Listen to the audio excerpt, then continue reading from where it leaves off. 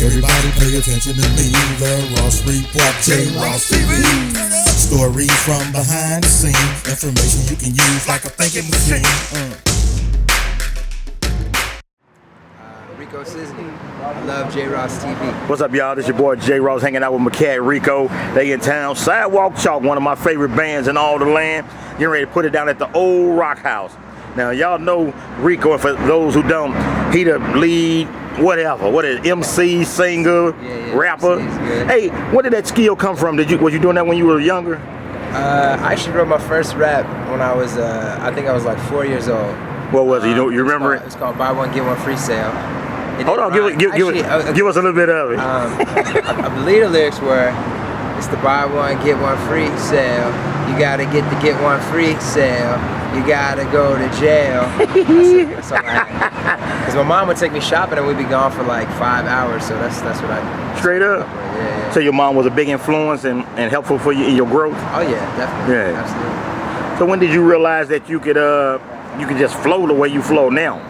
I used to, I was probably like 12 when me and my cousins started rapping, and we actually wrote a bunch of music, and we recorded our first little demo in my grandma's basement. You know, it was like 45 minutes long, one track, just like us beating on the washing machine. And then we later like put some beats to it and stuff like that. But yeah, so I guess since I was about 12 is when I really started doing it. So Rico, is it hard for you to perform in a sense with an ensemble like it is now, or this right down your alley? Yeah, this feels way more natural to me. I prefer rocking with live bands, especially with musicians that push you and that make you want to be more creative and come up with better stuff than what you did last time. And yeah, I like that vibe. Now, you done told me your story before, I done heard it. So kind of get a cat who growing up, man, that needs some kind of inspiration on how you quit your job and just did what you wanted to do. For sure. Yeah, for us, it was a matter of saying like, look, this is what we want to be doing. Yeah. So if there's something, whatever the steps are to be able to get to the point where you can do this as your primary thing, just take those steps. And it's a leap because you go from having something very comfortable, very obvious, you know all the steps in front of you, you know how much you're gonna make every week, all of that, and then you wanna move over to where it is a little bit more uncertain. But if that's what you want to do, it's just a matter of getting yourself as prepared as you can, but not waiting to the point where everything's perfect. If you're waiting for that, then you'll never do it. So you gotta say, it's good enough, let me go ahead and make that move. So when you decided to do it, had you saved up money knowing you were gonna do it, or you just on the spur of the moment said, man, I'm following my heart?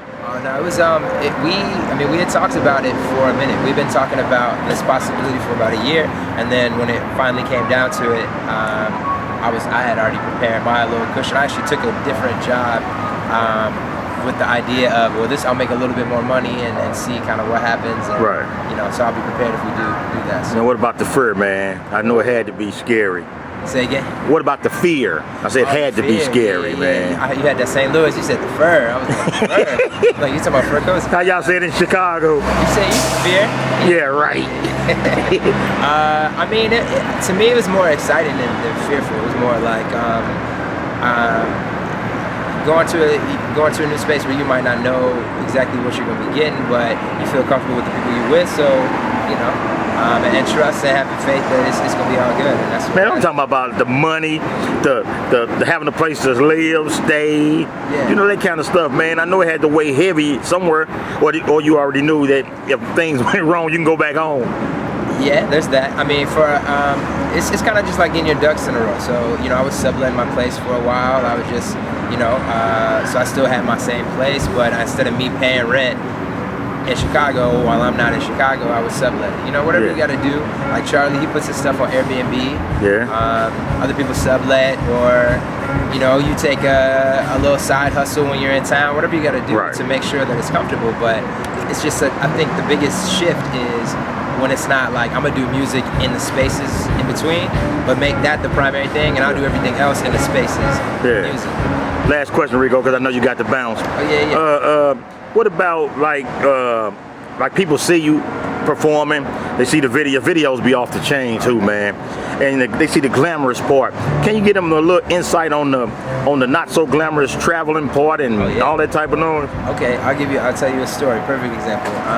First day of this tour, 50 city tour. We just bought a brand new trailer to hold all of the stuff in. and we got hit. We got hit on the road, like a couple hours into the drive, and smashed the back of the trailer. The keyboard that we borrowed because Charlie's keyboard had gotten stolen got crushed. My God. Now we're on the side of the road, and we're so used to like a car breaks down or we're lost somewhere, something like that, and we didn't even. It's not even really like we didn't react. You know what I mean? So that's the unglamorous side of it. Is getting so used to just like things will go wrong, and just having a mindset of like it'll be all right. You know, it's a regular thing. You know, Straight up. Straight up, yeah. All right, well, give folks how they can find you on Sidewalk Chalk and your own information. For sure. So Sidewalk Chalk, you can find us at sidewalk-chalk.com. Twitter, Sidewalk Chalk 8. Sidewalk Chalk Music on Facebook and Instagram. My name is Rico Sisney. I'm a guy named Rico on Twitter. All right, y'all, this is my cat Rico Sisney in town with Sidewalk Chalk getting ready to blow up the old rock house, y'all. We're going to let them roll up out of here. This your boy J. Ross, 10 million strong. We gone. Peace. Everybody pay attention to me, the Ross Report, J. Ross TV. Stories from behind the scene, information you can use like a thinking machine.